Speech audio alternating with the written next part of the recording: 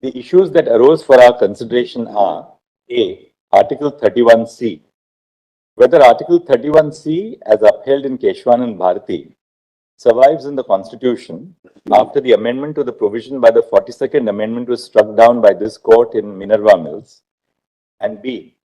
Article 339B, whether the interpretation of Article 39B adopted by Justice Krishna Iyer in Ranganath Reddy and followed in Sanjeev Kok must be reconsidered, whether the phrase material resources of the community in Article 39B can be interpreted to include resources that are owned privately and not by the state. On the first question, we hold, and on this we are all unanimous, there is no divergence of opinion on the first aspect. On the first question, we hold that Article 31C, to the extent that it was upheld in Keshwan Bharati, remains in force. After tracing the history of Article 31C and the precedents concerning the invalidation of amendments, we observe by Section 4 of the 42nd Amendment, the words "the principles specified in clauses B or C of Article 39 in Article 31C were replaced with the words all or any of the principles laid down in Part 4. This is a case of substitution. Section 4 of the 42nd Amendment was subsequently struck down in Minerva Mills. As noted above, where an amendment substituting certain text with certain alternate text is invalidated, the effect is that the unamended text continues in force. This is because the legislative intent of repeal and enactment in such cases is composite and cannot be separated. To give effect to the repeal and not the enactment would result in an outcome which does not correlate with legislative intent, and as Justice Hidayatullah noted in Lakshmi Bai's case, leave the original section truncated, resulting in absurd outcomes. This would in effect invalidate the original valid and constitutional provision, despite there being no constitutional fault with it, nor the legislature intending to repeal it. Thus, the presumption would be that after Minerva Mills, the unamended Article 31C would continue in force. Indeed, it is evident that such cases as Bhim Singh and Sanjeev Kok proceeded on this presumption. The only plausible exception to this presumption would be if it could be demonstrated that Parliament, when enacting the 42nd Amendment, would have repealed the words, the principles specified in Clause B or Clause C of Article 39, independent of their enactment of the words all or any of the principles laid down in Part 4. In this case, no reference to the broader legislative proceedings or external aids is necessary to arrive at the inference that Parliament would not have independently repealed these words. The text of the amendment adopted by Parliament itself makes it abundantly clear that there was no independent intention to repeal. The effect of Section 4 of the 42nd Amendment was to expand the scope of the immunity provided by Article 31C to legislation. Under the unamended Article 31C, immunity was only provided to legislation if it gave effect to the directive principles found in Clause B or Clause C of Article 39. However, by Section 4 of the 42nd Amendment, the scope of this immunity was significantly expanded to immunize legislations that gave effect to any or all of the directive principles in Part 4 of the Constitution. Thus, the intention of Parliament in enacting Section 4 of the Constitutional Amendment was undoubtedly to expand the scope of the immunity granted by Article 31C. This being the situation, it cannot be suggested that Parliament would have repealed the words, the principles specified in Clause B or Clause C of Article 39, if it did not simultaneously enact the broader language expanding the scope of Article 31C. If Parliament had independently repealed these words, it would have not just reduced the scope of Article 31C, but altogether eliminated the effect of the article. Without the words, the principles specified in Clause B or Clause C of Article 39 and Article 31C, the provision would have been rendered nugatory. Given Parliament's manifest intention to expand the scope of Article 31C by Section 4 of the 42nd Amendment, it is not plausible to hold that Parliament independently sought to repeal the words, the principles specified in Clause B or Clause C of Article 39 from Article 31C. Therefore, it is evident that the legislative intent of Parliament when adopting Section 4 of the 42nd Amendment was composite, to repeal and enact, that is to substitute through one single action. This court cannot therefore disaggregate the steps of repeal and enactment and give effect to the repeal even after invalidating the enactment. After Minerva Mills invalidated Section 4 of the 42nd Amendment, the composite legal effect of Section 4 is nullified and the unamended text of Article 31C stands revived. The final question is whether the revival of the unamended text of Article 31C would in some way manifestly contravene the principles laid down in the judgment in Minerva Mills or result in some other adverse consequence. The text of the unamended Article 31C was challenged, and the first part of the article was held by the 13-judge decision in Keshwanan Bharati, while the latter half of the article was invalidated. Therefore, the first half of the unamended Article 31C, which is the subject matter of the present controversy, was undoubtedly constitutional as held by the 13-judge decision in Keshwanan Bharati and further by the Constitution bench in Vaman Rao. Therefore, if as a consequence of the decision in Minerva Mills, the unamended Article 31C continues in force, there can be no question of any unconstitutionality or adverse consequences associated with the unamended Article 31C. Indeed, both the Constitution benches in Minerva Mills and Vaman Rao expressly noted that the first half of Article 31C had been held to be constitutional in Keshwanan Bharati. Given that the unamended Article 31C has been given effect to for over 4 decades, as demonstrated by the decisions of Bhim Singh and Sanjeev Kok, no argument can be raised concerning any legal or practical difficulties with the operation of the unamended Article 31C. Given these findings, we conclude that the unamended Article 31C continues in force.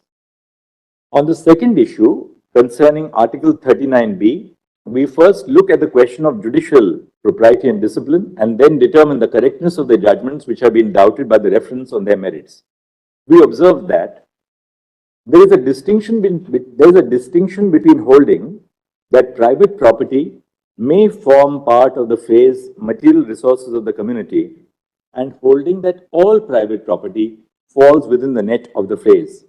It is here that the judgment by Justice Krishna Iyer in Ranganath Reddy and the consequent observations in Sanjeev Kok fall into error. Justice Krishna Iyer cast the net wide, holding that all resources which meet material needs are covered by the phrase, and any attempts by the government to nationalize these resources would be within the scope of Article 39B. He clarified that not only the means of production but also the goods so produced fall within the net of the provision. The illustration which he provides on Ranganath Reddy indicates the unworkable nature of such an interpretation. Justice Krishna Iyer observed by way of an illustration that not only do factories which produce cars fall within the net of Article 39B, but even privately owned cars are covered by the provision.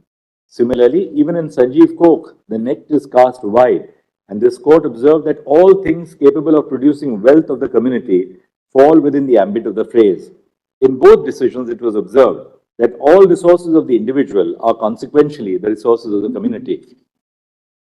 An interpretation of Article 39B, which places all private property within the net of the phrase material resources of the community, only satisfies one of the 3 requirements of the phrase.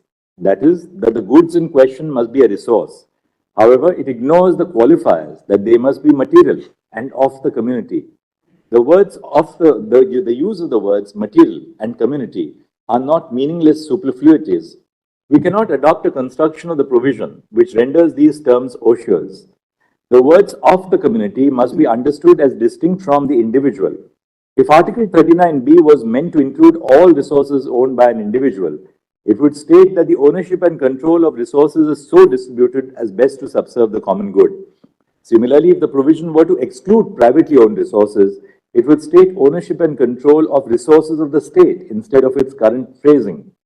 The use of the words of the community rather than of the state indicates a specific intention to include some privately owned resources. In essence, the text of the provision indicates that not all privately owned resources fall within the ambit of the phrase. However, privately owned resources are not excluded as a class, and some private resources may be covered. The resource in question must meet 2 qualifiers. That is, it must be a material resource, and it must be of the community. Thus, the judgments doubted in the reference before us are incorrect to the extent that they hold that all resources of an individual are part of the community, and thus all private property is covered by the phrase material resources of the community. The interpretation amounts to endorsing a particular economic ideology. To declare that Article 39B includes the distribution of all private resources amounts to endorsing a particular economic ideology and structure for our economy. Justice Krishna's judgment in Ranganath Reddy, which was followed inter alia in Sanjeev Kok and Bhim Singh Ji, was influenced by a particular school of economic thought. This is evident from various observations made in these judgments. For instance, in Ranganath Reddy, Justice Krishna observed that Article 39B constitutes a directive to the state with a deliberate design to dismantle feudal and capitalist citadels of property. In Bhim Singh Ji, Justice Krishna cited Karl Marx in his judgment to observe that taking over large conglomerations of land is necessary to make Article 39 a constitutional reality. Interestingly, in the same decision, the learned judge also expressed his view about the nature of the economy and observed that our economy was in the transitional stage, undergoing a Fabian transformation. Similarly, in Sanjeev Kok, Justice Chinnappa Reddy stated that the words and thought of Article 39B but echo the familiar language and philosophy of socials as expounded by all socialist writers. In a sense, the interpretation of Article 39B adopted in these judgments is rooted in a particular economic ideology and the belief that an economic structure which prioritizes the acquisition of private property by the state is beneficial for the nation. Significantly, both Justice Krishna in Ranganath Reddy and Bhim Singh Ji and Justice Chinnappa Reddy in Sanjeev Kok consistently referred to the vision of the framers as the basis to advance this economic ideology as a guiding principle for the provision. However, as noted earlier in this judgment, the vision of the framers while drafting the Constitution was not to lay down a particular form of social structure or economic policy for future governments. The debates in the Constituent Assembly reflect the foresight of Dr. B.R. Ambedkar. He was categoric in his constitutional vision. The Constitution and the directive principles as he expounded in their fundamental principles rejected the prevalence of one dogma. The Constitution was framed in broad terms to allow succeeding governments to experiment with and adopt a structure for economic governance which would subserve the policies for which it owes accountability to the electorate. According to Dr. Ambedkar, if the Constitution laid down a particular form of economic and social organization, it would amount to taking away the liberty of the people to decide the social organization in which they wish to live. He opined on several occasions that economic democracy is not tied to one economic structure, such as socialism or capitalism, but to the aspiration for a welfare state. Thus, the role of this court is not to lay down economic policy, but to facilitate this intent of the framers to lay the foundation for an economic democracy. Indeed, it is this spirit and its all-encompassing nature of the Constitution which has allowed elected governments since independence to pursue economic reforms and policies based on domestic conditions, international requirements, and political exigencies of the time. At the time of independence in the 1950s and 60s, given the earlier challenges of our republic, the focus of the government was on planning a mixed economy, heavy industries, and import substitution policies. Subsequently, in the late 1960s and 70s, there was a shift towards purportedly socialist reforms and policies. Since the decade of the 1990s or the liberalization years, there has been a shift towards pursuing a policy of market-based reforms. Today, the Indian economy has transitioned from the dominance of public investment to the coexistence of public and private investment. The doctrinal error in the Krishnaya approach was postulating a rigid economic theory which advocates for greater state control over private resources as the exclusive basis for constitutional governance. India's economic trajectory indicates that the Constitution and the custodians of the Constitution, the electorate, have routinely rejected one economic dogma as being the exclusive repository of truth. As participants in a vibrant, multi-party economic democracy, the people of India have voted to power governments which have adopted varied economic and social policies based on the country's evolving development strategies and challenges. The foresighted vision of our framers to establish an economic democracy and trust the wisdom of the elected government has been the backbone of the high growth rate of India's economy, making it one of the fastest growing economies in the world. To scuttle this constitutional vision by imposing a single economic theory, which views the acquisition of private property by the state as the ultimate goal, would undermine the very fabric and principles of our constitutional framework. We therefore conclude, A. Article 31C, to the extent that it was upheld in Keshwanand Bharati versus Union of India, versus remains in force. B, the majority judgment in Ranganath Reddy expressly distanced itself from the observations made by Justice Krishna Iyer, speaking on behalf of the minority of judges on the interpretation of Article 39B. Thus, a co-equal bench of this court in Sanjeev Kok erred by relying upon the minority opinion. C, the single sentence observation in Mafatlal to the effect that material resources of the community include privately owned resources is not part of the ratio decidendi of the judgment. Thus, it is not binding on this court. D, the direct question referred to this bench is whether the phrase material resources of the community used in Article 39B includes privately owned resources. Theoretically, the answer is yes. The phrase may include privately owned resources. However, this court is unable to subscribe to the expansive view adopted in the minority judgment authored by Justice Krishna Iyer in Ranganath Reddy and subsequently relied on this by this court in Sanjeev Kok. Not every resource owned by an individual can be considered a material resource of the community merely because it meets the qualifier of material needs. E, the inquiry about whether the resource in question falls within the ambit of Article 39B must be context-specific and subject to a non-exhaustive list of factors such as the nature of the resource and its characteristics, the impact of the resource on the well-being of the community, the scarcity of the resource, and the consequences of such a resource being concentrated in the hands of private players. The public trust doctrine evolved by this court may also help identify resources which fall within the ambit of the phrase material resource of the community. F, the term distribution has a wide connotation. The various forms of distribution which can be adopted by the state cannot be exhaustively detailed. However, it may include the vesting of the concerned resources in the state or nationalization. In the specific case, the court must determine whether the distribution subserves the common good. The reference is answered in the above terms. The registry is directed to obtain administrative instructions from the Chief Justice for placing the matters before an appropriate bench. Obliged.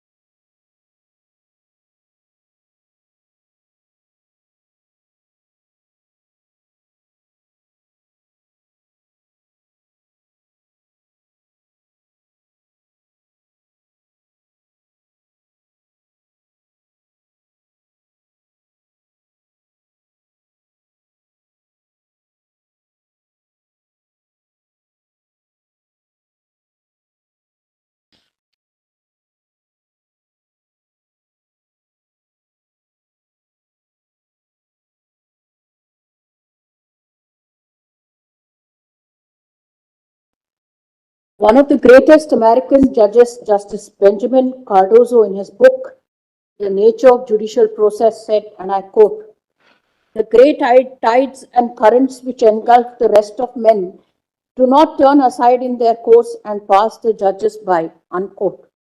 In the field of constitutional law, progressive and dynamic interpretation of the Constitution in light of the socio-economic developments in the country must dominate. to such an organic text as the Constitution of India, a flexible interpretation must be given which the changing times require. Neither can there be canonization of the socialist policy followed by the state, nor can the principles akin to laissez-faire economics be ignored at a time when they have been resurrected by the state itself to suit the developments of the economy in the country and for the benefit of the people of India. Chief Justice Earl Warren's statement is apposite and as a reminder to our judicial conscience. Quote, our judges are not monks nor scientists, but participants in the living stream of our national life, steering the law between the dangers of rigidity on the one hand and the formlessness of the other. Our system faces no theoretical dilemma, but a single continuous problem: how to apply the ever-changing conditions, the never-changing principles of freedom. Can principles of liberalization, privatization, and globalization adopted in India since the year 1991, reforms in the economy, and structural changes that have been brought about in these last 3 decades hold a mirror against the socio-economic policies that were followed in the decades immediately after India attained independence? As a result, can the judgments of this court, which interpreted the Constitution to be compatible with the policies of the state, then be considered to be a disservice to the broad and flexible spirit of the Constitution and the authors of the said judgment being critiqued today? I have perused the erudite and comprehensive opinion authored by Honorable the Chief Justice of India, Dr. Dhananjaya by Chandrachud, on the questions referred to this 9-judge bench. I have also perused the opinion proposed by learned brother Justice Dhulia. The letter and spirit of the judgment of the learned Chief Justice has ignited me to pen a separate opinion, concurring with his opinion on certain issues, while giving my own views on certain other aspects, which is also my response to learned brother Justice Dhulia's views. How does ownership and control of material resources privately owned transform into the material resources of the community for distribution as best to subserve the common good? This is the thrust of my opinion. The learned Chief Justice has framed and considered 2 broad issues which have been read. I respectfully concur with the opinion expressed by the learned Chief Justice on the first issue. Before dealing with the second issue, I would like to preface the same with the living tree doctrine of our Constitution. As per Woodrow Wilson, former President of the United States of America, a Constitution must of necessity be a vehicle of life, that its substance is the thought and habit of the nation, and as such it must grow and develop as the life of the nation changes. Unquote. In Anwar Ali Sarkar, Justice Vivian Bose in a separate judgment stated that the provisions of the Constitution must not be interpreted without regard to the background out of which they arose. Justice Bose articulated that the Constitution must be interpreted progressively to give life to a great nation and order its being, and not in a manner as would relaunch discarded tools.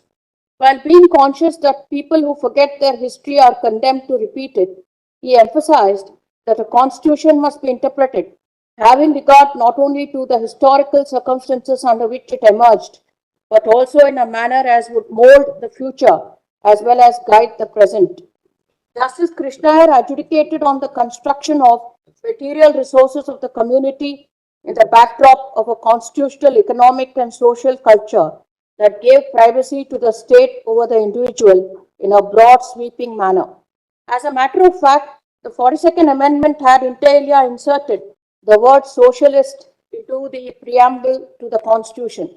Can we castigate former judges and allege them with disservice only for reaching a particular interpretive outcome?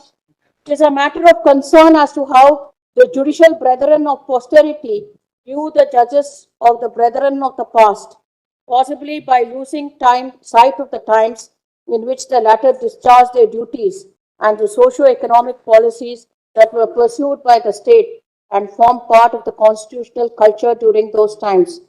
Merely because of the paradigm shift in the economic policies of the state, and liberalization and privatization, compendiously called the reforms of 1991, which continue to do so till date, cannot result in branding the judges of this court of the yesteryears as doing a disservice to the Constitution.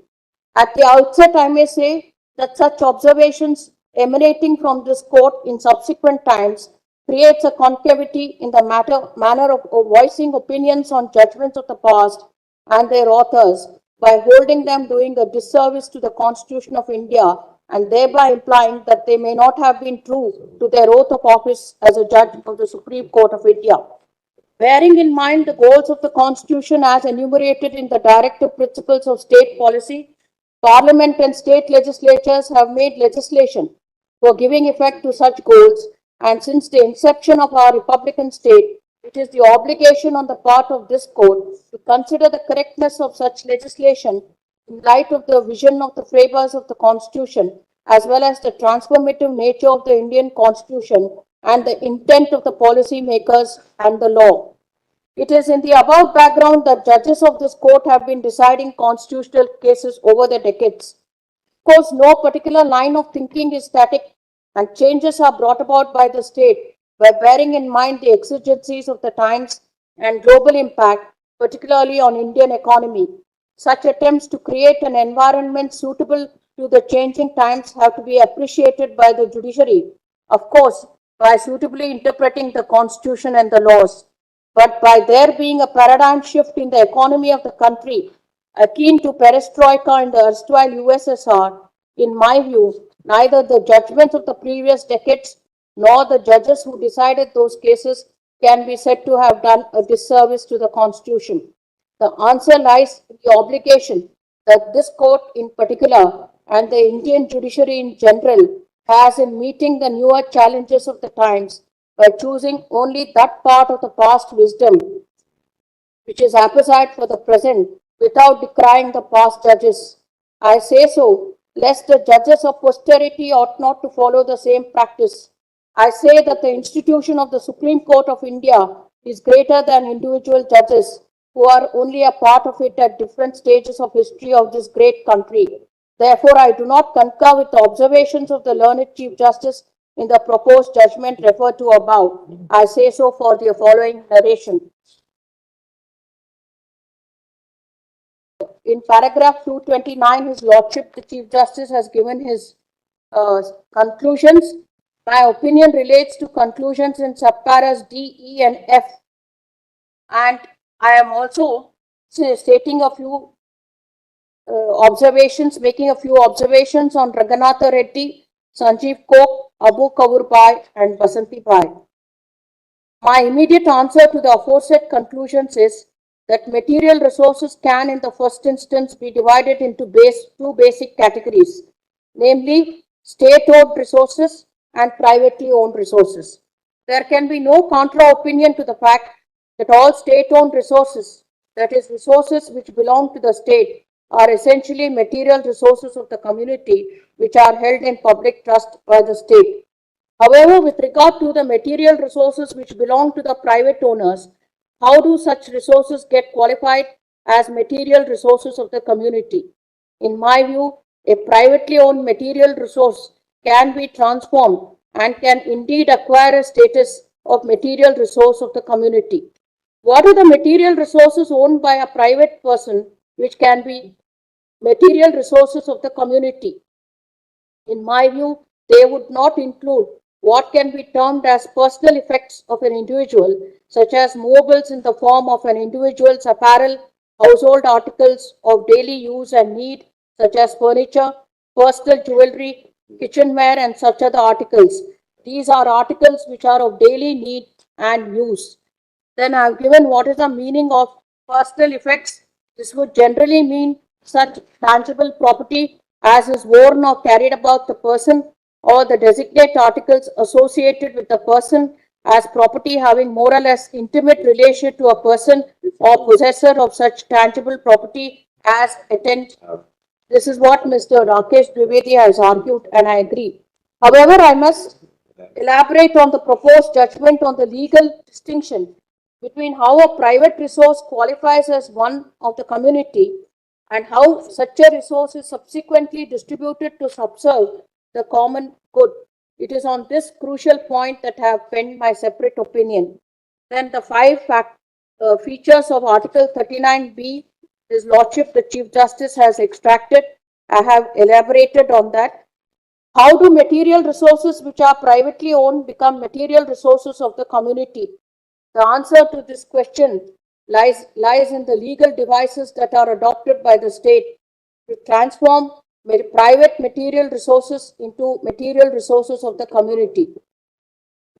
This could be inter alia in the following 5 ways, which are illustrative and not exhaustive in nature.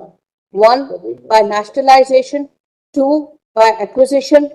3. By operation of law, such as vesting of private resources in the state. 4. By purchase of material resources from private persons. And 5. By the owner of the material resource converting as a material resource of the community by donation, gift, creation of an endowment or a public trust. What is the common denominator in the methods adopted by the state for converting private material resources into material resources of the community? In all these 3 devices at 1, 2, and 3 above, what is of significance is that when by a process of nationalization, acquisition, or vesting of private resources in the state occurs, there are certain legal processes which take place. The first process is to convert the private resource into a resource of the community by vesting in the state, and the second process is to utilize these community resources for the purpose of distribution for the common good. Distribution could be in 2 ways. Firstly, by actual distribution to the deserving and eligible persons as per the policy to be implemented. Second, the state would retain ownership and or control having regard to the nature of the resources and other relevant factors. The third process is that the private owners of these resources are fairly compensated when they lose all rights, title and possession over such resources when it becomes a material resource of the community.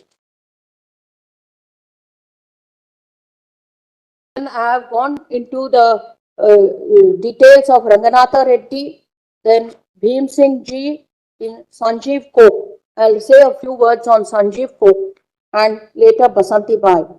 In Sanjeev Coke, in this case, the Constitution bench arrived at its conclusions on the validity of the Coking Coal Mines Nationalization Act 1972 and upheld the same.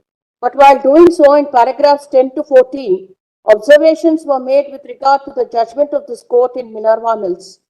In fact, paragraph 10 reads as follows, quote, "We have some misgivings about the Minerva Mills decision despite its rare beauty and persuasive rhetoric," unquote. In my view, those observations were wholly unnecessary as they lose sight of the outstanding judicial statesmanship exemplified in the majority judgment authored by Justice Y.V. Chandrachud, Chief Justice in Minerva Mills. One has to bear in mind the fact that the hearings in the case of Minerva Mills as well as in Vaman Rao were proceeding contemporaneously but before different benches, both headed by learned Y.V. Chandrachud, Chief Justice. Realizing the import of the separate opinion of Justice Krishnaiyer in Ranganatha Reddy and the likelihood of the said opinion gaining momentum in Minerva Mills as well as in Vaman Rao, and rightly so, the then learned Chief Justice took upon himself the responsibility of pronouncing the operative portion of the judgment in Minerva Mills in May 1980 and supplementing the reasons in July 1980. And the judgment in Vaman Rao was delivered in November 1980, just prior to the retirement or demitting office of Krishnaiyer J. It is another matter that Justice Bhagwati frowned upon such a strategy adopted in Minerva Mills and in fact penned a common separate judgment in Minerva Mills and Vaman Rao, although the issues were distinct, though overlapping in certain areas, which were minority opinions. In Vaman Rao, only a short order was passed by Justice Bhagwati. Justice A.N. Sen, by his concurring judgment, however, opined that since there was a review of the judgment in Minerva Mills pending before this court, he refrained from dealing with the said decision and from making any observations or comments on the same. This is with regard to the interplay between Minerva Mills and Sanjeev Coke. Basanti Bai. In this case, the court considered the correctness of the judgment of the Bombay High Court, by which the High Court had declared subsections 3 and 4 of the MADA as void and had given certain ancillary directions. This court at the outset proceeded to observe in para 13 of the judgment as, quote, we shall proceed to test the validity of the argument, keeping aside for the time being the observation in Sanjeev Coke Manufacturing Company versus Bharat Coke Coal Limited. The question whether an act is intended to secure the objects contained in Article 39B or not does not depend upon the declaration by legislature, but depends on its contents. Reference was made to Ranganatha Reddy, which dealt with the question whether nationalization of bus transport was covered by Article 39B, and to Justice Krishna's observations only in a limited way. It was observed that MADA was protected from challenge owing to the applicability of Article 31C of the Constitution, and it was immune from the challenge under Articles 14, 19 and 31 of the Constitution. It was further observed that land ceiling laws providing for acquisition of land for providing housing accommodation, laws imposing ceiling on urban property, etc., cannot be struck down by invoking Article 21 of the Constitution. Consequently, the judgment of the High Court was set aside to the extent that subsections 3 and 4 of sections 44 MADA had been held unconstitutional and struck down, and the appeal was allowed. What is significant about the judgment in Basanti Bai is, firstly, the case was considered in light of only that portion of the judgment of Justice Krishnaya which dealt with the aspect of distribution and did not discuss other aspects of Justice Krishnaya's opinion, which dealt with the judgment, which dealt with the question whether even private property can be equated as material resources of the community. Secondly, in this judgment, it has been expressly stated that to test the validity of MADA, the observations of this court in Sanjeev Court were to be kept aside. Justice Venkatramaya, who is the author of the judgment in Basanti Bai and a member of the 5-judge bench in Sanjeev Court, distanced himself from the observations made by Chinnapareddy J in Sanjeev Court, as well as the other observations of Krishnaya J in Ranganatha Reddy. However, what is common in all these cases is the fact that nationalization of contract carriages in Ranganatha Reddy, nationalization of coal mines in Sanjeev Coke, and reservation of land for public amenities under MADA were all upheld and sustained on the touchstone of Article 39B and protected from attack by virtue of Article 31C.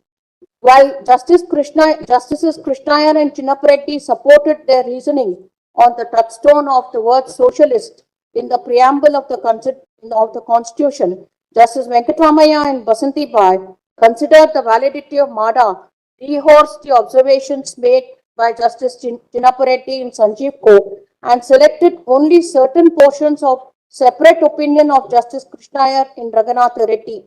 Thus, this court was able to consider the validity of MADA on the strength of Articles 39B, read with Articles 31C, without taking note of many of the observations in Ranganatha Reddy and no observation in Sanjeev Court made by the learned judges on the basis of their socialist philosophy and on socialism. Basanti Bai is a judgment which was delivered in the year 1986 when perestroika was taking place even in a country such as United Union of Soviet Socialist Republic, the home to socialism. And there was also a beginning of a new thinking in India too, commencing with 5 technological missions leading to the reforms of 1991, which I have discussed in the earlier part of my opinion. Then I have given my because it's as usual, my judgment is very long. Therefore, for a clearer understanding, I have given a summary of my conclusions and my views to the conclusions of Honorable the Chief Justice. As already said, I am agreeing in the first part and I have elaborated on the second part. Then I say what is significant is that the judgments in Ranganatha Reddy as well as in Sanjeev Coke upheld the respective nationalization acts. Therefore, on merits, it cannot be held that Sanjeev Coke violated judicial discipline. One cannot lose sight of the fact that in Sanjeev Coke, this court did not decide the case only on the basis of the opinion of Justice Krishna Iyer in Ranganatha Reddy, but on merits on the validity of the Nationalization Act. Therefore, Sanjeev Coke is good law insofar as the merit of the matter is concerned. Then I have said privately owned resources except personal effects as explained above can come within the scope and ambit of the phrase material resources of the community, provided such resources get transformed as resources of the community as discussed above. To reiterate, it would not include personal effects as discussed by me in paragraph 7.6. In my view, the judgments of this court in Ranganatha Reddy, Sanjeev Coke, Abu Kaurbai and Basanti Bai correctly decided the issues that fell for consideration and do not call for interference on the merits of the matter as explained above. The observations of certain judges in those decisions would not call for any critique in the present times, neither is it justified nor warranted. Reference is answered in the above terms. I must place on record my sincere appreciation to the learned Attorney General, learned Solicitor General and their teams, learned Senior Counsel and learned Counsel appearing for the respective parties, and learned Instructing Counsel for their valuable assistance to this bench. Thank you. Immensely grateful. Grateful.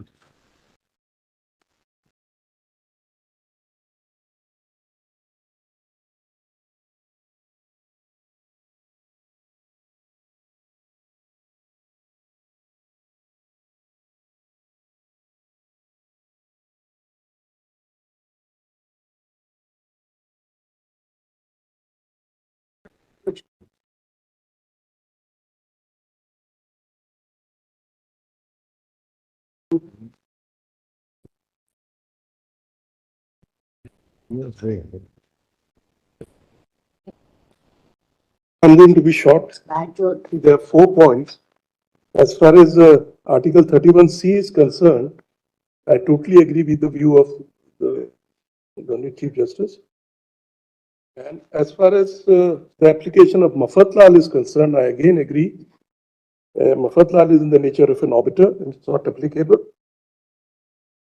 The third is regarding judicial discipline, about which a lot has been said. Both not being followed in Ranganath Reddy as well as in Chinnappa Reddy's judgment in Sanjeev Coke. Now, to that I totally disagree for the reasons which I'll just state in few words. The question now is that when in Sanjeev Coke, the 5-judge Constitution bench unanimously followed the minority judgment in Ranganath Reddy, did it violate judicial discipline of not following the majority, but the minority decision? In my opinion, it did not break any judicial discipline, since in Sanjeev Coke, the 5 judges did not go against the law laid down by the majority judges in the Ranganath Reddy, but only adopted the logic of the 3 judges on which the majority of 4 judges was silent.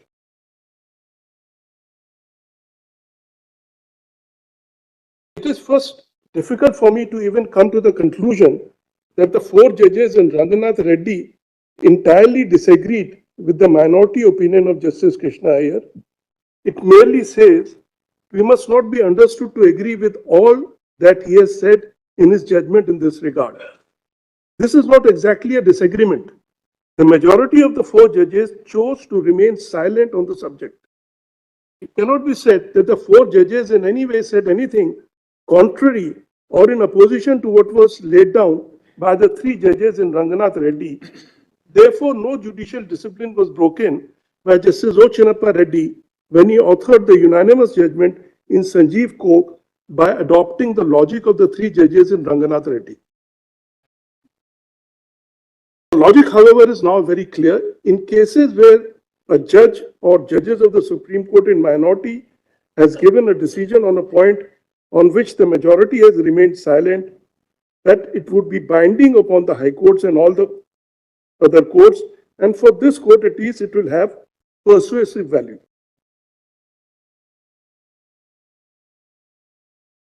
The 5 learned judges in Sanjeev Coke relied upon the decision of the minority judges in Ranganath Reddy as they were persuaded by the logic and the interpretation given by Justice Krishna Iyer to the phrase material resources of the community.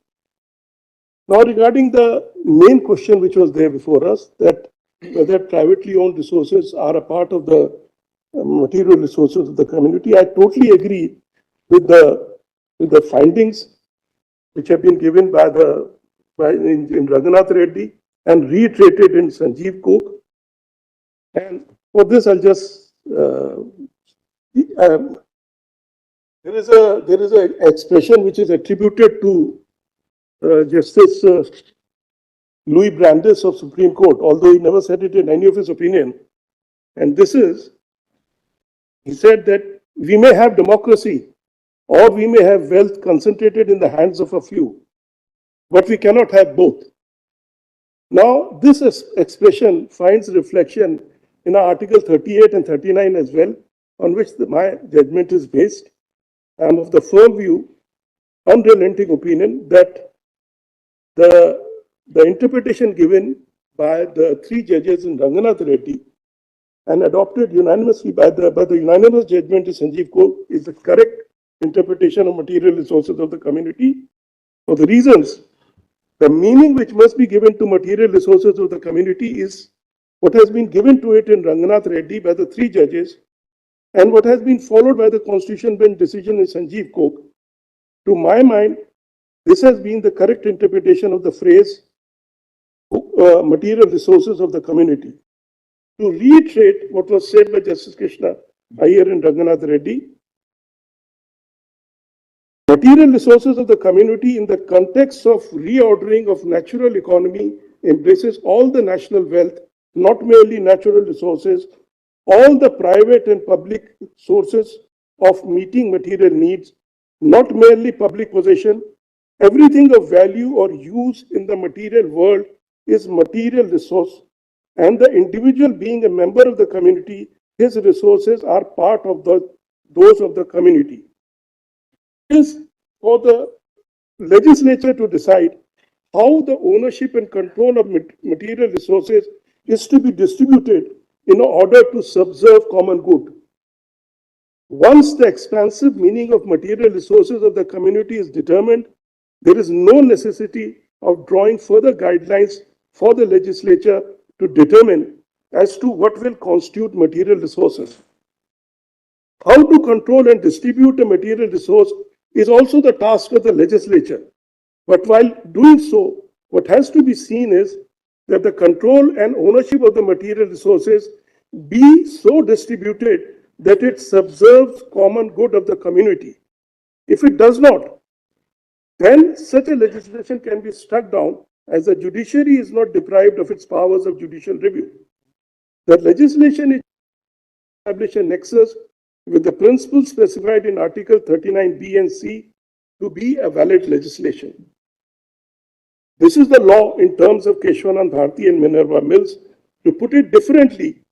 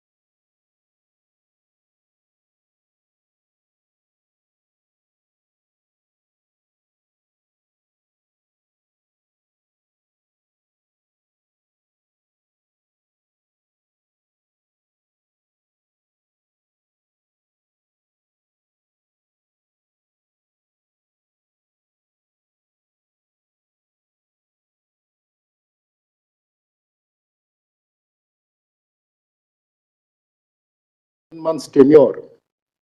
And here I have compliments and a complaint, are largely generated by Justice Chandrachud. So it's a compliment and a complaint. And I hope in the 3 days that we have of his tenure, the other judges will also have some opportunity to generate some resources from the side of the bench. Being very kind.